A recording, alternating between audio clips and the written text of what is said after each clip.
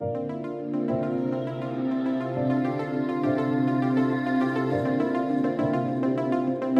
hân hoan và nồng nhiệt chào đón toàn thể quý bác sĩ đang tham gia chương trình hội thảo khoa học răng hàm mặt với chuyên đề cập nhật xu hướng mới trong nha khoa ngày hôm nay.